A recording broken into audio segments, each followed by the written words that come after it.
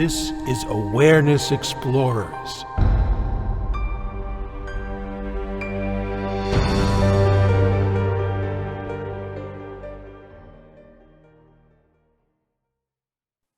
Welcome back, fellow explorers of the inner realms and higher consciousness. This is Jonathan Robinson. Glad you're with us again, and I'm with my co-host, BrianTomO'Connor. And we have a special guest explorer today, somebody who awakened in 1995. His name's Jim Dreaver, and I want to give you a little bit of information about Jim. Jim is from New Zealand. He was in the forces during the Vietnam War, and then after that began a spiritual journey for many years before he met his European non-dual teacher, Jean Klein, in 1984. And Jim woke up to the fact that he was not his ego in 1995. And he now insists that most people can awaken within a year with the right ideas and methods. He is the author of End Your Story, Begin Your Life. He has taught at Esalen Institute and elsewhere for many years. And he has a new book called Untriggerable that you can get for any donation at his website, jimdreaver.com. And I want to welcome you to Awareness Explorers, Jim. Thank you, Jonathan. Brian. So, Brian, why don't you start with the first question and I'll chime in. Sure. Actually, Jim, I was hoping you might share with our listeners a little bit about Jean Klein, who he was, what was his teaching, and what your interaction with him was like. Yeah, it was I met him in Marin County in 1984, giving a talk at a private home. About 80 people were there, 60 people crammed into the basement living room. And he was dressed in a silk shirt and an ascot, or cravat as we called it in New Zealand, and had flowers arranged beside him and very impressive guru stuff. And about halfway through the event, I asked him a question, my first question ever. And he looked at me and I said, "John, would you tell us something about your enlightenment?" And Jean Klein looked at me and he said, "Who's this me who is asking the question?" And I kind of sat back. When I asked the question, everybody sat up because they wanted to know about his enlightenment, right? And when he gave his answer, everybody kind of sat back down in their chairs, and I kind of moved uncomfortably. I didn't know what to answer to that question. But that was what I was here to say again and again and again.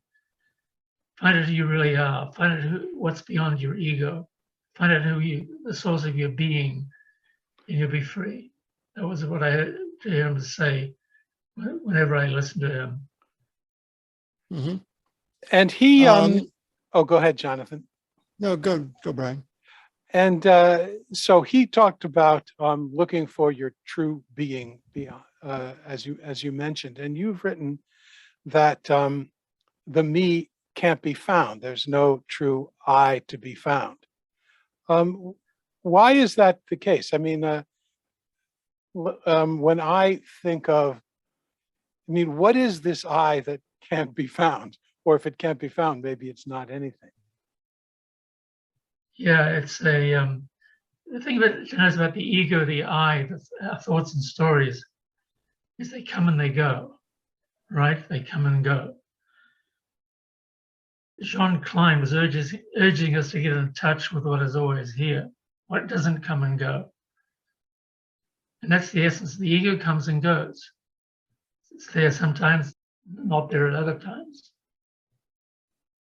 So the more this is the theme of my new book, Untriggerable, because triggers are where we still identify with our ego.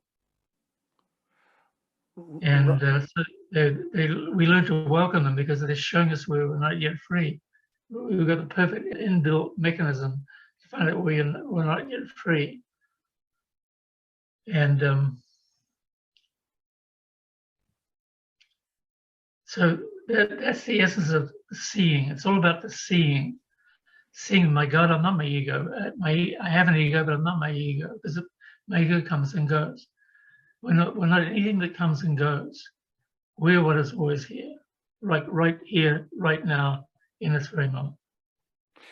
When I look for, when I think of the question, look for yourself or look for the I or see if that I cannot be found, I don't have the sense that the I is this sort of like little being inside me looking out. I feel like it's me, it's this body, it's what's not you, it's what's bounded by my skin. And when I look for that, I actually can find it. I just, go like that and there it is.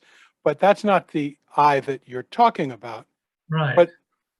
But I was wondering, for people who might think that the I is the body, what would you say?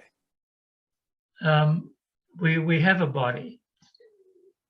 We have sensations, feelings.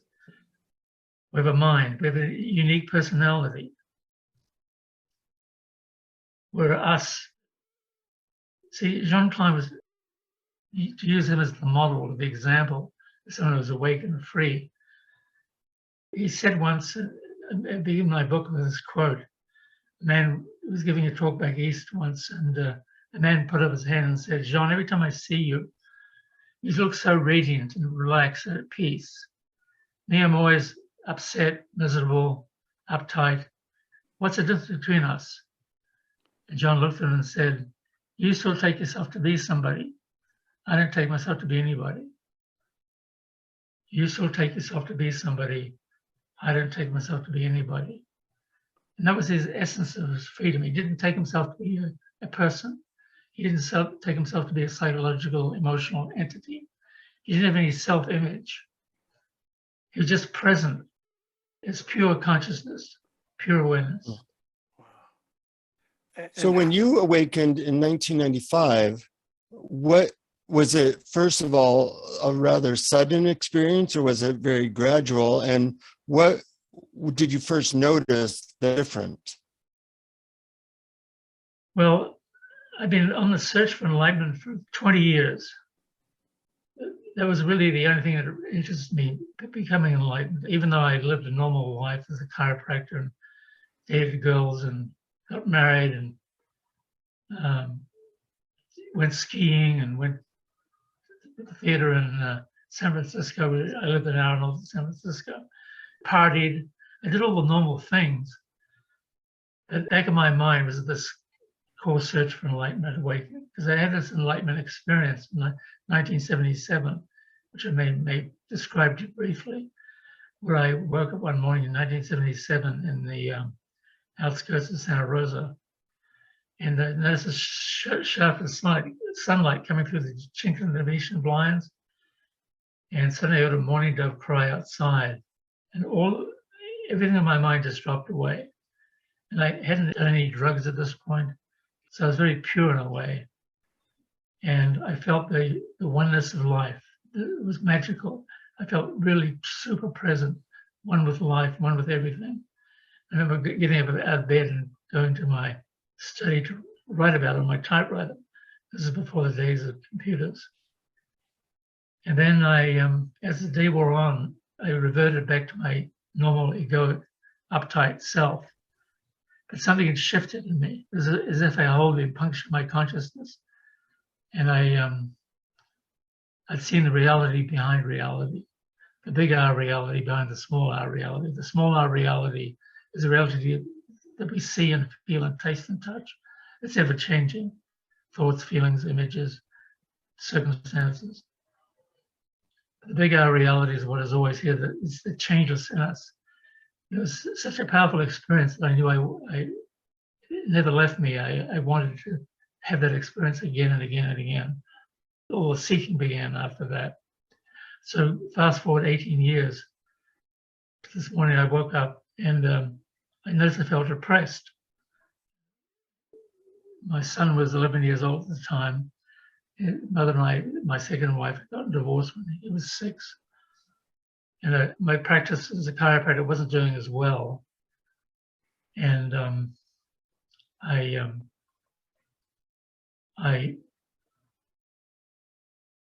thought to myself, I'm depressed because of the financial circumstances, paying child support and so on. So I was about to get out of bed and go to meditate, because that was my spiritual practice.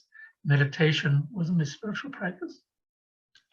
But this particular morning, I stopped myself and lay in bed and thought to myself, I remember something Jean Klein had said, you're not the person you think you are, find out who you really are, and you'll be free.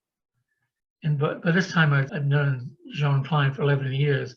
In the last couple of years, I'd only seen him once or twice at a dialogue he gave, because I was busy with my own life as a chiropractor and my family and so on.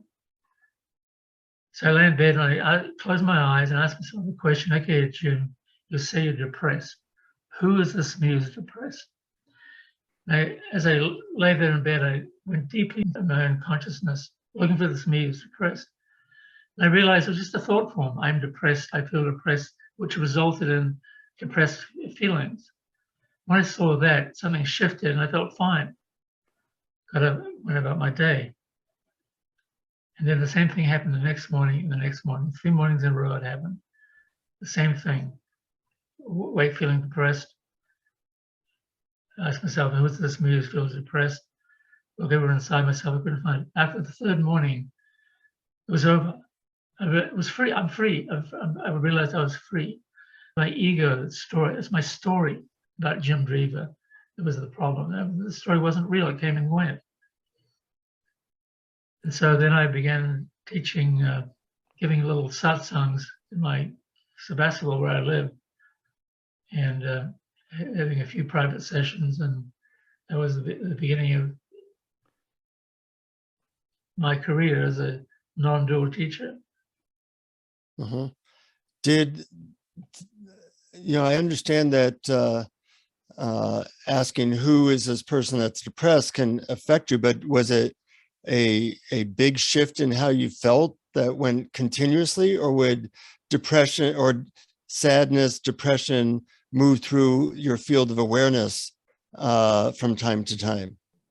No, it was a final seeing, but here are the caveats. It was more of just a release. In my case, it wasn't bells and whistles and enlightenment. It was just like, my God, I've seen the truth. I'm not my story. It was never my story. That was the big realization. I was never it. When you become enlightened, awake to your true nature, you realize, my God, how come it took me so long to see this? And then about 6 months later, I cruised on the energy of what I call ease, harmony, and flow. That's what happens to our basic emotional energy when we become awake or free. We're in a state of ease, harmony, and flow. It's not really a state, it's the ground of being in which states can come and go. About 6 months later, I noticed I woke feeling depressed again for the first time in 6 months. And I remember thinking to myself, am I losing my enlightenment? And I wobbled in this place of uncertainty for about 4 hours. And I read something that Jean Klein had said about residues, where he said that even after an awakening, residues arise from time to time. You just have to see them and realize you're not them. And that was it. The seeing cleared everything, and I went back to my normal state of ease, harmony, and flow. And then about 6 months later, something else happened again. And then it was a shorter duration. So residues have happened over the years, but shorter duration and less frequency. And does it take a lot of time for these residues to work their way out, or do you just not even think about that and not worry about it, because you know that whenever they pop up, you just ask, what's the me that this is appearing in, and boom, they're gone? Yeah, actually the residues are gone. I can't remember when the last time I had a residue was, but I'm sure I'll have one. Well, I know that not that long ago you had a stroke. Did that affect how you were perceiving the world? No, I had the strokes over a period of 5 months in 2003, 2004. I'd already been awake for 5 years. And so actually that enabled me to flow easily with it. In fact, a couple of people who didn't know him very well said, "You must have been terrified about the stroke." I said, "No, I wasn't terrified at all. I just was having it happen to the physical body. I just had to flow with it." I was actually in the hospital for like 6 days for intensive care because my brain was really swollen up. And I wasn't sure I was going to make it or not, but I did. I remember going back to my girlfriend's house, and I lay in bed there, the whole right side of my body still paralyzed. It took about 2 years to recover. Like I had 36 sessions of speech therapy because my speech, I couldn't find the right words. But the single thought formed itself: thank God I'm free. Thank God I'm free. Because I wasn't afraid of dying, because I knew myself as consciousness, that which fundamentally does not die. Consciousness is what I call God. I call consciousness. It's the ground of being. One thing I liked about your book Untriggerable is that you offer kind of a very simple approach for people who aren't awake to move towards awakeness. And I'm wondering if you could talk about some of those ideas and methods. Yeah, the main thing is to watch your mind and welcome your triggers. So I have this little saying, there is no me fundamentally. There is a me, of course, for practical purposes. I'm doing this, I'm doing that. But you're not identified with any image of that. Most people, until they wake up, are very identified with their image, the self-image. And they say good things about them, they feel good, and they say bad things about them, they feel bad. When you're free of all of that, you're just here. So there's no me. There's only now. So when I, like in my private sessions, or when I do my Thursday night gigs, which are free actually, by the way, on Zoom, I emphasize presence, being present, coming back to now, This is the learning practice. Coming back to this moment now. There's a lot of ways people do that. Do you have very precise ways to suggest that people come back to presence? Well, I do two things maybe that can help people. I suggest for people who can visualize clearly, they step back behind themselves, a few inches above and behind themselves. This is more the real us, which is spacious, vast, yet very present. And it helps them see the stories and the thoughts in your mind, even the I thought, the me thought, the thought we must personally identify with. See that that's not real either. Only now is real. For people who have a problem with that visualization, and some people do, they're more kinesthetic or auditory. I encourage them to feel the energy in their hands, palm of their hands.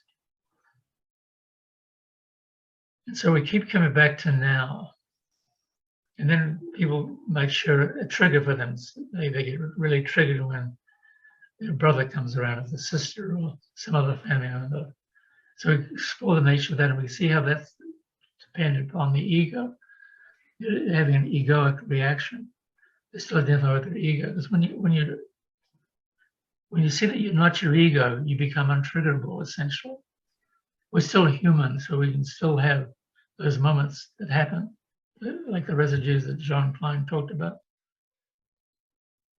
Yeah, I find that I'm curious about whether freedom really, whether it's possible to be triggerable and still be free.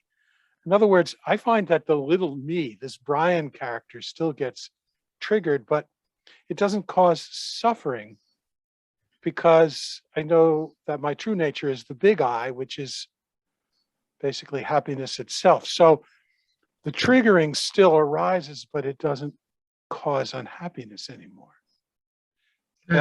Is that really not going all the way though, or is that like a part-way step? Well, do you feel yourself totally free? The Brian character, no. The real me, yes. All right. So just live in the real me, not the Brian character.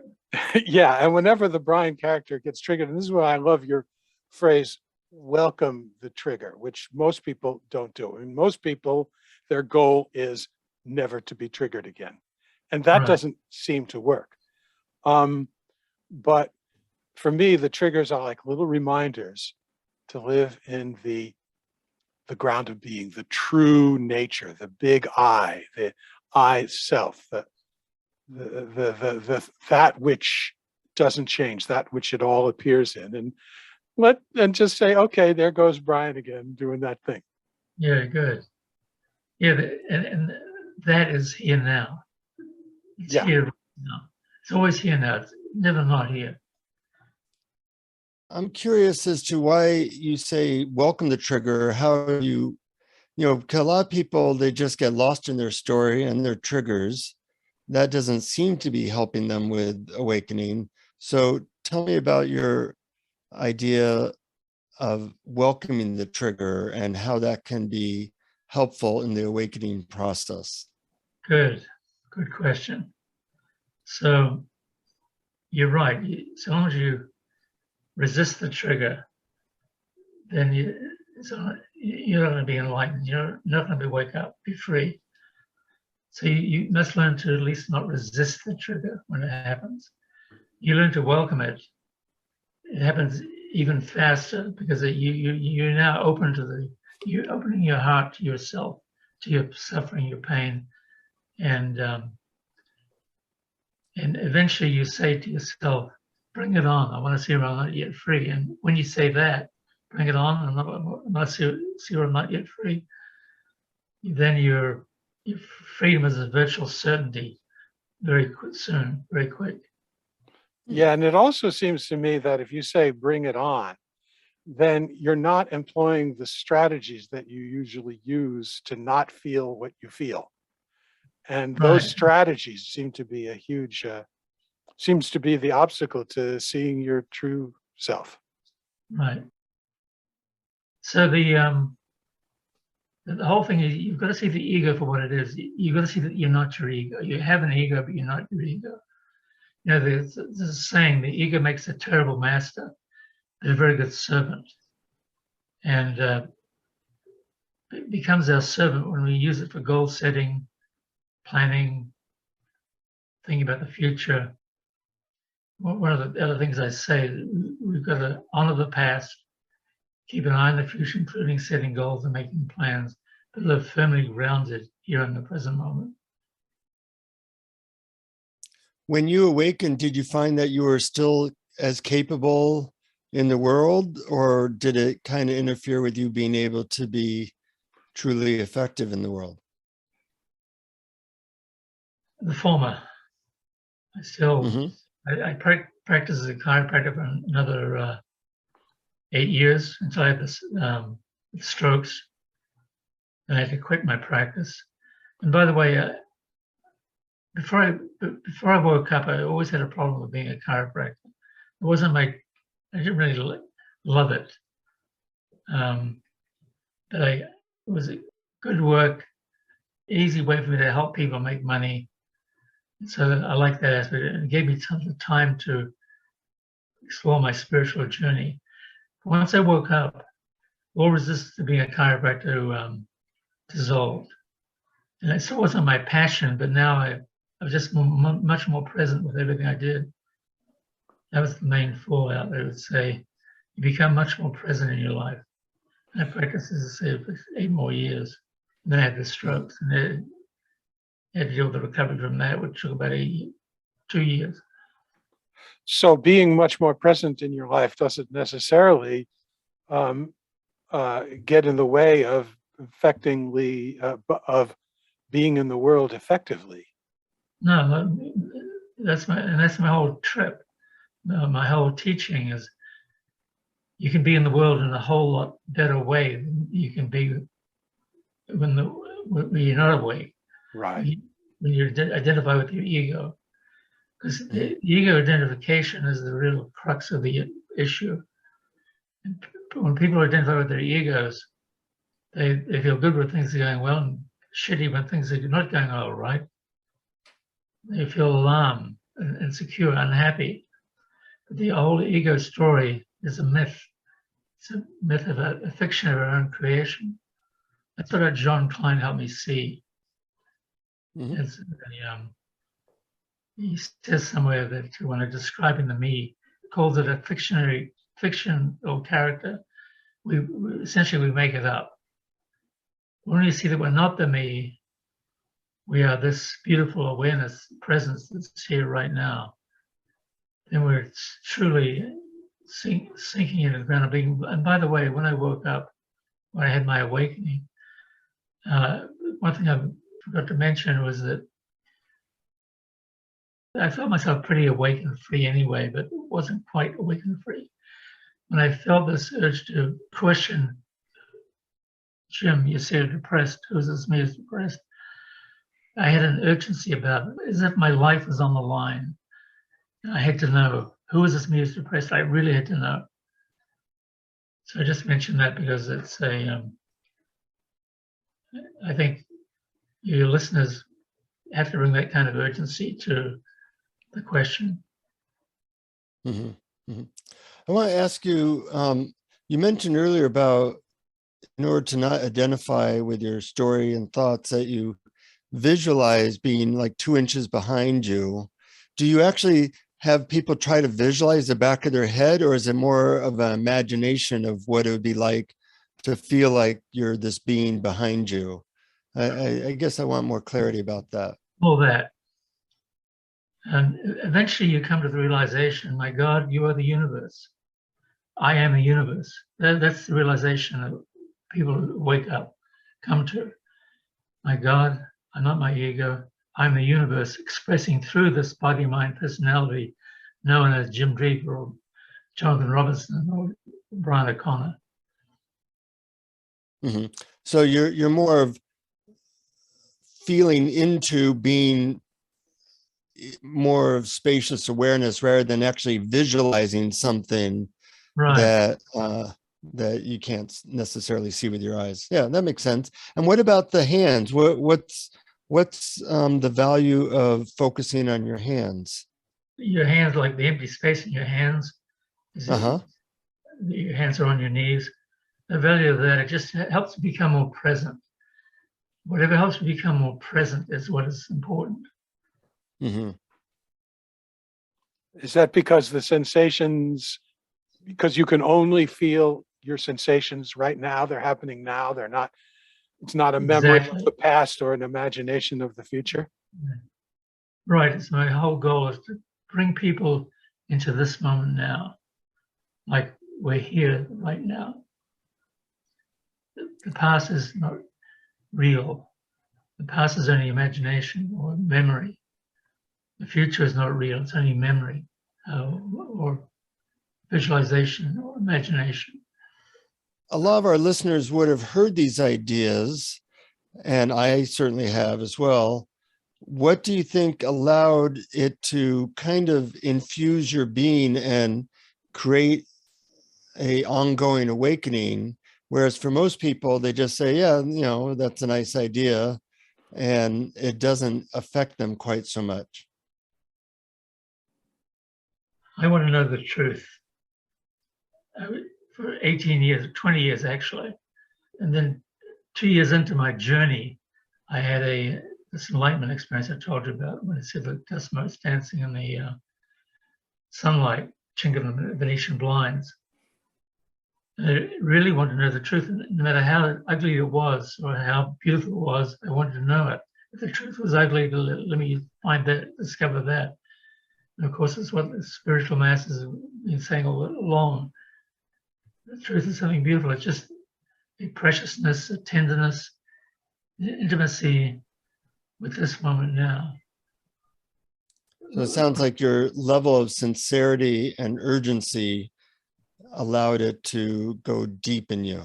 Yes, that's it, Jonathan. Mm-hmm. I was also wondering whether it has something to do with not just being a mental concept, but somehow allowing it into your heart or into your felt experience. Definitely that, because essentially, when we're embodying, being awakened, free, we have no thoughts about anything. We're just here now, present in this moment. And when I just check with myself, this is the flow of being is right here, right now. Mm-hmm.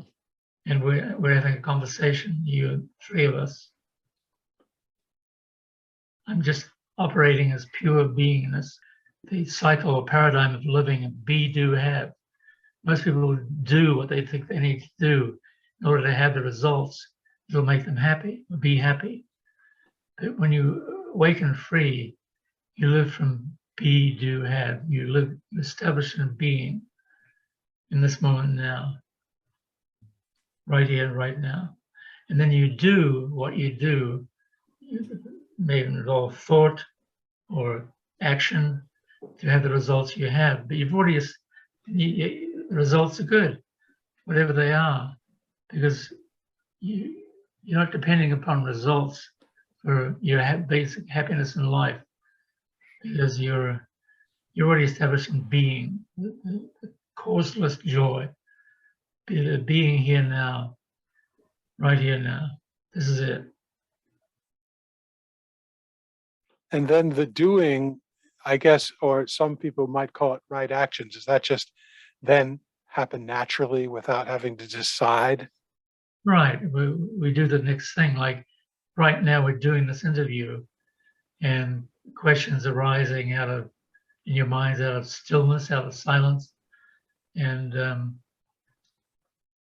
my answers are reflections of your questions. Yeah. I'm wondering if there's anything we haven't covered that you would like to talk about, both to Jim and Brian. Well, I have lots more questions, more than we probably have time for. But I was curious about the mind, because a lot of people say you have to quiet the mind, and I'm not so sure we have so much control over it. I mean, do we have to quiet it, or can we just know that we're not it and it appears in something larger?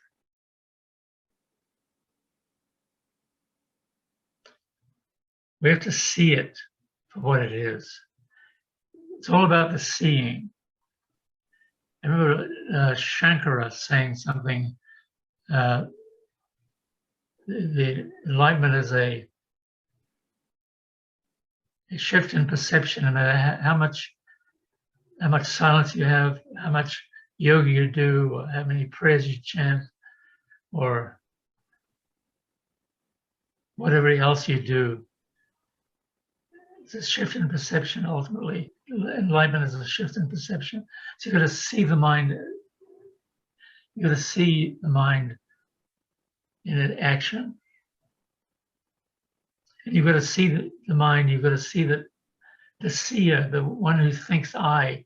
You've got to focus on the I thought. You're not that either. The storyteller is no more real than the stories it tells.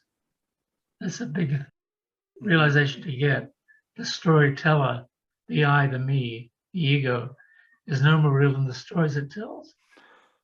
When you see that, something falls away. I love that expression. The I, the me, is no more real than the story it tells. That's it in a nutshell in so many ways. Right. Can that shift happen? Can it sometimes be gradual and sometimes be sudden? The shift into awakening? Yeah.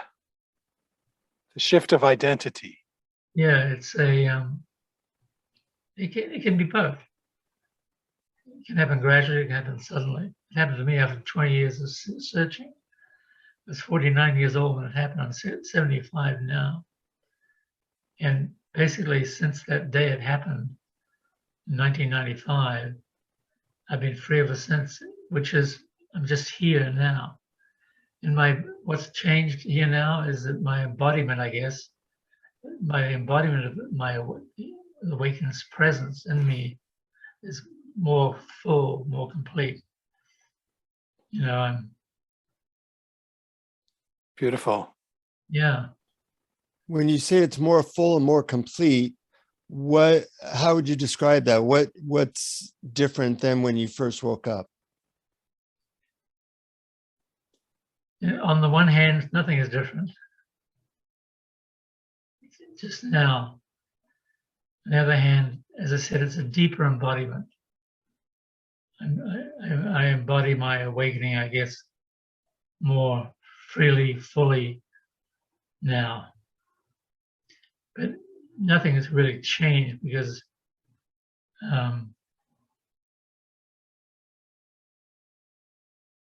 there's just this moment here now. Now, let me say something about sexual relationships. I was a pretty highly sexed guy, and I've been with a lot of women in my life, and been married, divorced twice. And I was driven by my sexual urge for most of my life. But then somewhere about age 70-ish, late 60s, I began to shift. And I realized it wasn't as important to me anymore. So giving up that obsession certainly allowed me to touch a deeper level of presence. Is that possible for someone much younger, or do we need the wisdom of age to get there? Good question. Just looking back at my own experience, I made some choices that maybe weren't as wise choices along the way. Even after I was awake, I was still driven by my little head occasionally. And but so on the one hand, there's that. But on the other hand, I'm here now, and my sexual drive is just part of there's no urgency about it anymore.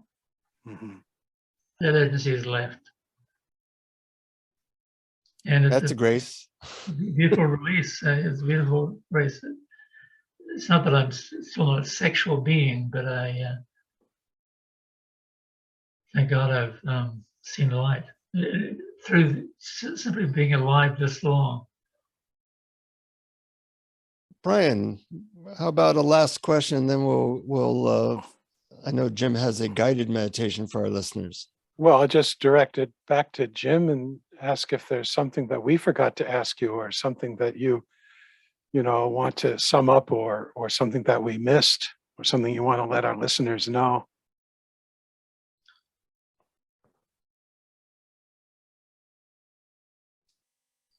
Well, the main thing I want to let our listeners know is that enlightenment is seeing that the whole world between your ears, the world of me, myself, my story, is fundamentally an illusion, because it comes and goes, shifts and changes. What we are is the changeless, non-dual experiencing of everything. We are the changeless. To know ourselves as the changeless is to know ourselves as that which is free. Beautiful summary. Yeah. So we'd love to have you guide our listeners in a meditation, and then we'll rejoin you and appreciate the guidance and the tools and the journey that you've been on. Beautiful. So just to close your eyes and or leave them open, doesn't matter. Just pay attention to my voice, though. Notice how my voice comes out of silence and dissolves back into silence. Comes out of silence and dissolves back into silence. But you, the noticing, are always present, always here.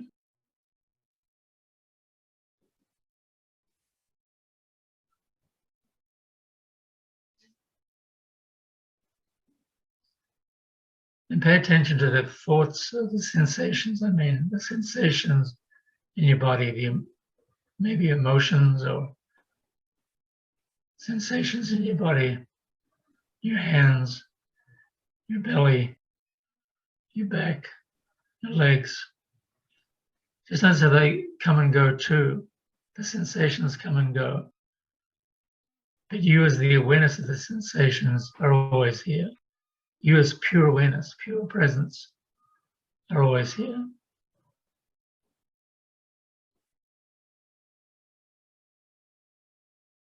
So just sink into the pure presence you are, the pure awareness you are.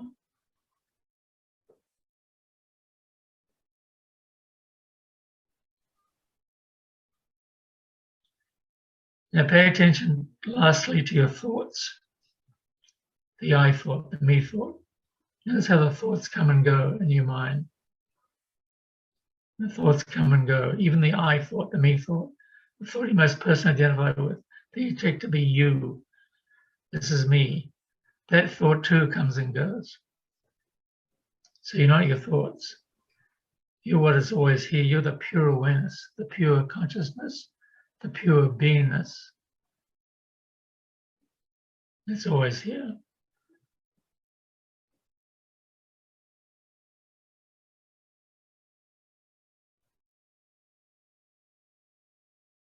So just be the awareness you are, noticing the thoughts, sensations, sounds, everything coming and going. But you as the awareness, the presence, the beingness are always here.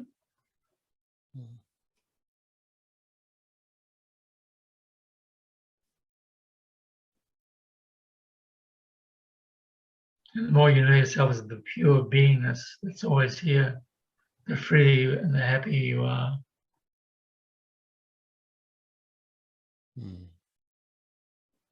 Just open your eyes now and relax and into this moment now, realizing this moment now is all there is. There's only now. There is no me, really. The me cannot be found. As soon as you look for it, you cannot find it other than as a story, a thought, a concept. And that goes for the I thought, the me thought, the thought you most personally identify with, that you take to be you. That's a story too, that's a thought too. When you see that, to see that as freedom. It's as simple as that. To see that, my God, I'm not my thoughts. I'm not my ego. I have an ego, I have thoughts. I'm not them because they come and go. And I am what is always here. I'm the pure awareness, pure consciousness. That's always here. That should bring a smile of relief.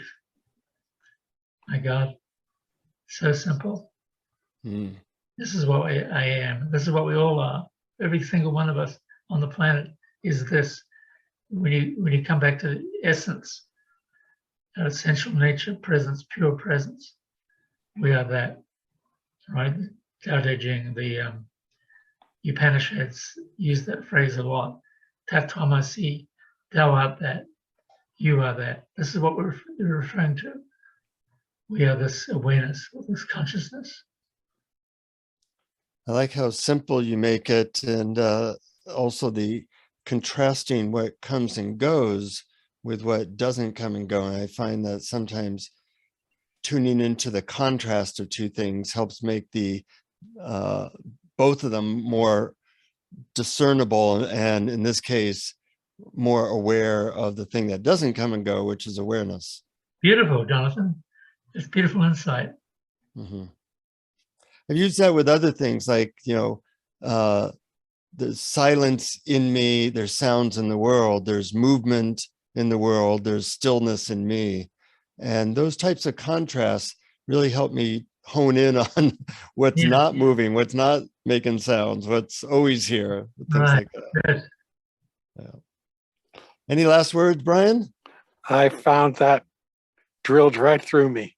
I really loved that. And on this whole conversation, I just felt like I was just experiencing it from that pure beingness. So I'm really grateful that you came on, Jim, and shared this with our listeners. Thank you. I would like to say something about my Thursday night gigs. Okay. Go to my website, jimdreaver.com, and look under events. And this is a way to connect with the event. Just Zoom link. It's 6 o'clock Pacific time on every Thursday, and it's free. Maybe I haven't updated the website.